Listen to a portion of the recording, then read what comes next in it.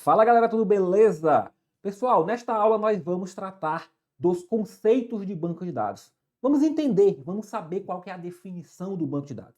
Esse assunto não é só importante porque por vezes pode cair uma questão cobrando diretamente esse conceito, como também é um assunto base para toda a construção do conhecimento em assuntos mais avançados, como os bancos de dados relacionais e alguns outros assuntos, temas relacionados. Então, vamos lá entender aí o que é um banco de dados. Antes de tudo, eu quero já trazer aqui para a gente dar uma olhada e para a gente discutir um pouquinho no conceito genérico de banco de dados. Pessoal, veja só, embora esse conceito, ele não seja o conceito mais aplicado em prova, como a gente vai ver, é um conceito que existe aí na literatura. E segundo esse conceito genérico de banco de dados, o que seria um banco de dados? É qualquer coleção de dados relacionados. Qualquer conjunto de dados, por esse conceito genérico, poderia ser considerado aí, ou é considerado, um banco de dados. Então, são os fatos registrados e que tem algum significado ali. Qual que é o problema dessa definição? Por ela ser genérica demais, ela abrange um monte de elementos, um monte de coisas que, pela definição mais apropriada, como a gente vai ver, não estão no conceito de banco de dados. Então, por essa definição, pessoal, até mesmo uma página, até mesmo um PDF, até mesmo os slides dessa aula poderiam ou podem ser considerados um banco de dados. Então, essa é a definição mais genérica. Só um detalhe, que banco de dados também pode ser chamado de quê? De repositório de dados ou depósito de dados. Mas como eu falei para vocês, essa daqui que eu falei agora é uma definição bem genérica. Para a gente que está preocupado aqui em acertar a questão de prova, nós temos o chamado conceito específico de banco de dados. Segundo essa definição, um banco de dados ele vai ter que respeitar, ele vai ter que seguir ou apresentar três características fundamentais ou três propriedades fundamentais. Então a gente sai daquela definição genérica e entra na definição mais específica. Então vamos lá entender cada uma das propriedades. Primeira propriedade para algo ser considerado um banco de dados é que é um conjunto de dados que vai representar algum aspecto do mundo real. Então, os dados que estão ali armazenados no banco de dados, os dados que vão estar ali armazenados, eles vão representar algo do cotidiano, vão representar algo do mundo real. Podem ser dados relativos a uma entidade comercial, podem ser dados relativos aos recursos humanos de uma organização, podem ser até mesmo dados pessoais, se você tiver um banco de dados pessoal. Então, esses dados que estão lá armazenados nesse banco de dados, nessa base de dados, repositório ou depósito, lembrando que base de dados, banco de dados, repositório de dados ou depósito de dados, são todos termos para significar a mesma coisa. Esses dados vão representar esse aspecto do mundo real. E essa representação é chamada de mini-mundo ou universo do discurso. Então, um banco de dados ele vai representar aí o que a gente chama de mini-mundo ou universo do discurso. Então, essa é a primeira característica. Os dados, eles refletem algum aspecto do mundo real e não só isso. As mudanças que ocorrerem no mundo real têm que refletir nesse mini-mundo, tem que refletir no banco de dados. Então, se você tem lá uma organização, você tem um cadastro de clientes, se algum cliente entra, altera dados, essas alterações têm que refletir no banco de dados, tem que refletir nesse mini-mundo ou nesse universo do discurso. Então, essa é a primeira propriedade. A segunda propriedade nos diz que para ser considerado um banco de dados, algo tem que trazer não só uma coleção de dados, mas uma coleção logicamente coerente de dados, que tem algum significado inerente. E o que significa isso? Que os dados que são armazenados no banco de dados não são dados quaisquer, sem nenhuma conexão, sem nenhuma relação. Dito de outra forma, nós podemos dizer que os dados em um banco de dados, que o banco de dados ele não é constituído de uma variedade aleatória qualquer de dados, não. Ele não é constituído de dados randômicos, de dados sem relação, sem conexão. Muito pelo contrário. Para ser considerado banco de dados por essa definição, os dados têm que ter uma relação lógica, tem que ter uma coerência desse relacionamento. Quando a gente toma, por exemplo, o nosso exemplo aí de comércio, então os dados vão ser relativos ali aos clientes do comércio, os produtos, as vendas, tudo relacionado a um contexto. Tudo tem uma relação lógica. Então essa é a segunda propriedade para a gente considerar algo banco de dados. E a terceira propriedade, não menos importante, é que todo esse conjunto de dados que representa algum aspecto do mundo real, ele precisa ter uma finalidade específica.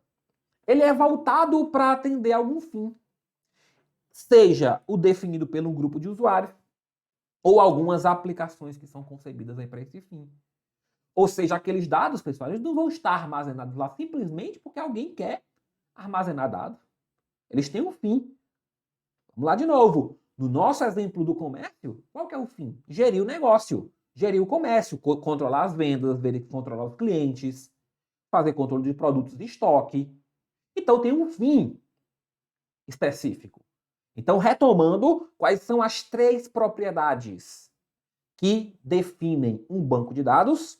Primeiro, esses dados, eles representam um aspecto do mundo real e refletem as mudanças desse mundo real. Segundo, os dados armazenados trazem uma coleção logicamente coerente.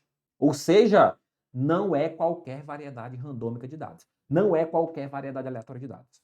Não é simplesmente um conjunto de dados aleatório. E aí, né, diverge com aquela nossa primeira definição, que era o conceito genérico, que era qualquer conjunto de dados lá. Aqui não, tem que ter uma relação e tem que ter uma relação lógica, uma relação coerente. E finalidade específica, atendendo a um grupo de usuários, atendendo a algum sistema organizacional, atendendo a alguma aplicação. Ainda em relação a esse conceito específico, é importante a gente fazer 2 perguntas ou 2 ressalvas. É importante a gente fazer esses destaques. Eu quero que vocês prestem atenção aqui. Pessoal, pergunta: um banco de dados, ele necessariamente precisa ser para uma grande organização? Ele necessariamente precisa ser um grande repositório de dados? E aí nós perguntamos, qual que é o tamanho de um banco de dados? Será que um banco de dados precisa ser grande, pequeno, médio? Vamos lá. A definição de banco de dados, ela desconsidera o tamanho. Ou seja, para ser banco de dados, independe se ele vai ser um pequeno conjunto de dados, um médio conjunto de dados ou um grande conjunto de dados. Então nós podemos ter bancos de dados gigantescos para organizações multinacionais, armazenando uma infinidade de dados, e também nós podemos ter banco de dados para uma simples vendinha, para um simples comércio pequeno, para uma simples instituição. Então, o tamanho, ele não define o que é um banco de dados. Por que é importante ressaltar isso? Porque às vezes a questão pode querer fazer uma pegadinha contigo. Porque, pessoal, vamos lá, nós estamos falando aqui de banco de dados, mas banco de dados não é a única forma de armazenar dados. A gente poderia, por exemplo, usar um sistema de arquivos, que é outra forma de armazenamento de dados. Você tem lá os arquivinhos, você usa, por exemplo, o Windows, o Linux, você tem lá os arquivinhos que você cria, né? Arquivo de texto, arquivo de planilha eletrônica. Você pode controlar por ali. E tem uma certa complexidade, características ali que são relativas, inerentes a esse tipo de armazenamento. No banco de dados, é independente. Se é menor, se é maior, se é grande, se é pequeno. Então, eu posso ir desde bancos muito pequenos até bancos gigantescos. Então, tamanho não é relevante para a gente definir banco de dados. E segundo, professor, será que um banco de dados ele necessariamente tem que ser computadorizado? Ou seja, só é considerado banco de dados se tiver num sistema de informação, se tiver num computador, se estiver sendo gerenciado eletronicamente? Aqui tem um detalhe. Qual que é o detalhe? Pela definição, não. Pela definição, um banco de dados ele pode ser manual, pode ser gerado e mantido manualmente ou de forma computadorizada. Logicamente que a forma computadorizada é a mais comum, mas não impede, pela definição, não se impede que o banco de dados seja manual. Desde que ele respeite essas 3 características. Desde que ele respeite essas 3 propriedades. Tá? Mas vamos lá. Então, o mais normal é que a gente tenha bancos maiores e computadorizados. Por quê? Porque se for algo muito simples, que requer pouca gestão de dados, geralmente vai se optar pelo sistema de arquivos. Vai criar uma planilha eletrônica, por exemplo, se você tem um pequeno comércio, vai criar geralmente uma planilha eletrônica para fazer o controle ali, ao invés de ter que investir no banco de dados. Mas isso não impede que existam bancos de dados pequenos. Não impede que existam bancos de dados manuais. Só para deixar claro.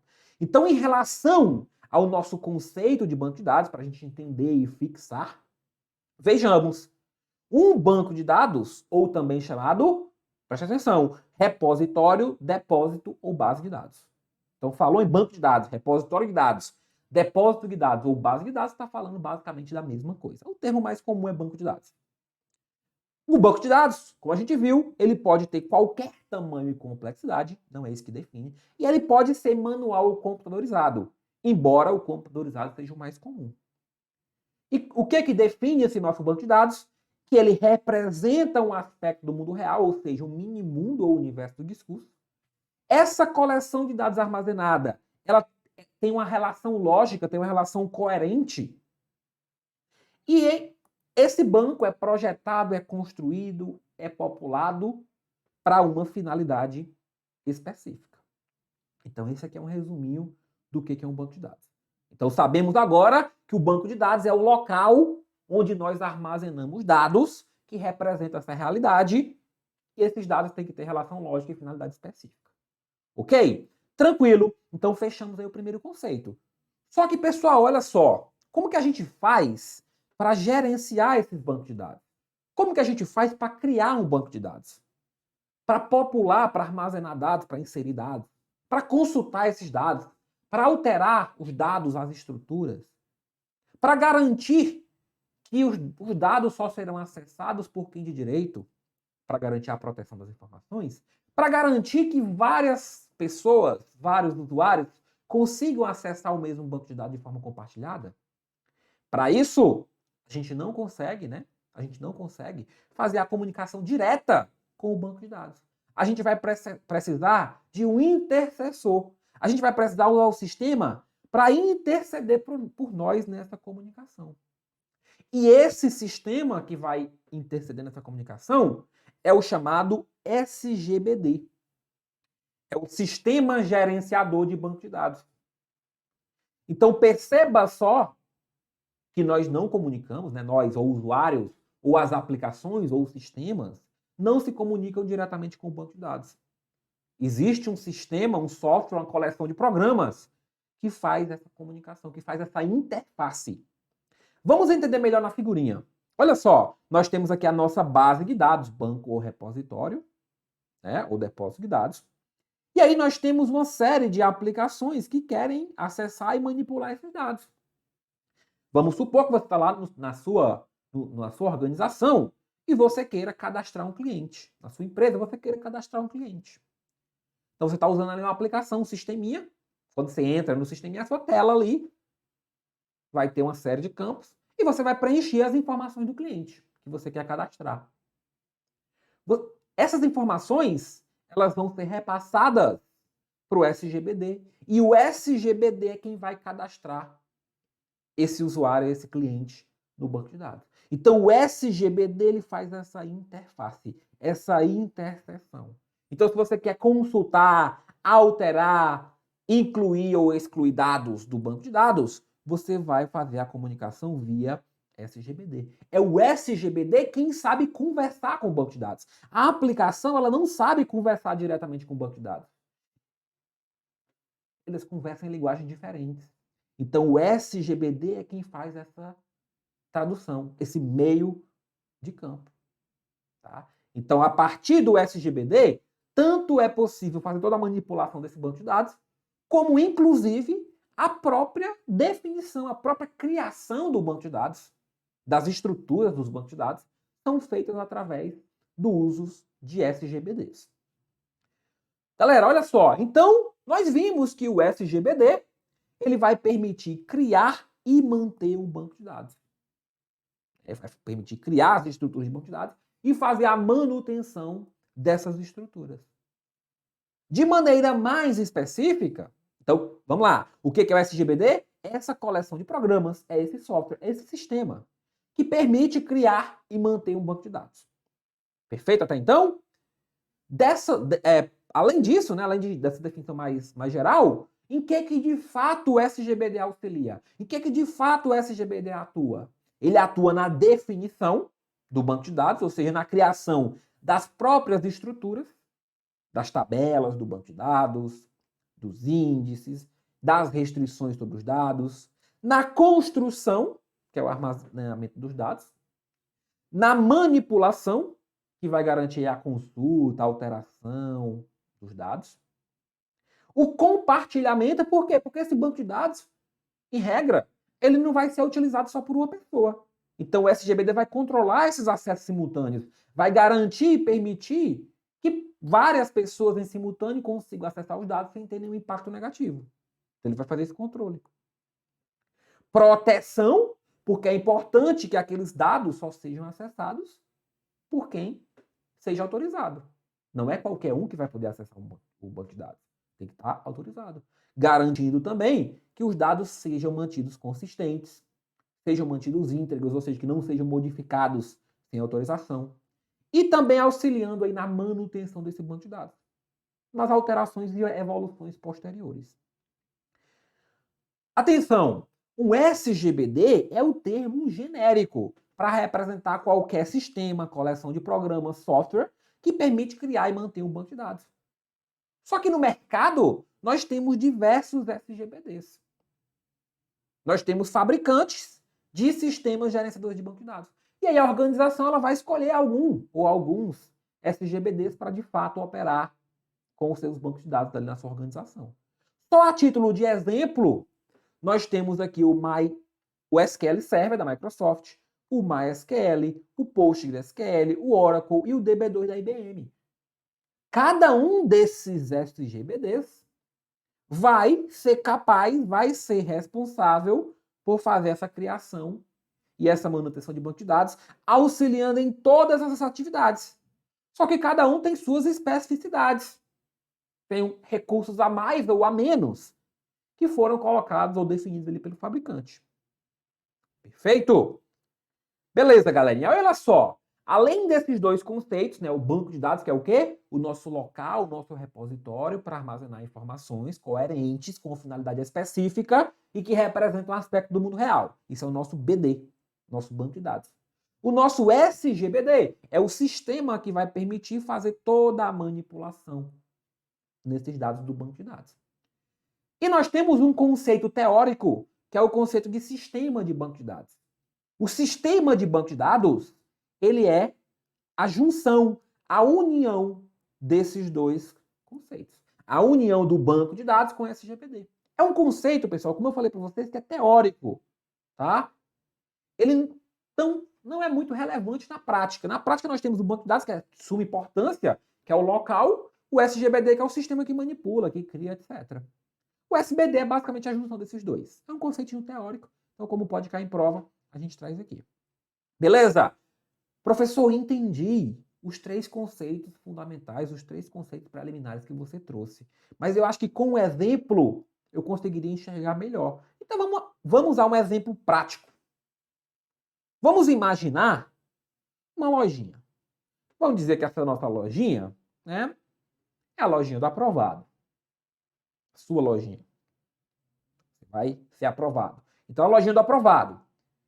Essa lojinha vai precisar armazenar dados referentes a seus clientes, a seus produtos, as vendas realizadas e outras diversas informações. Correto? Para isso, ela pode, logicamente, utilizar algumas alternativas. Vamos supor que ela vai utilizar um banco de dados. Né?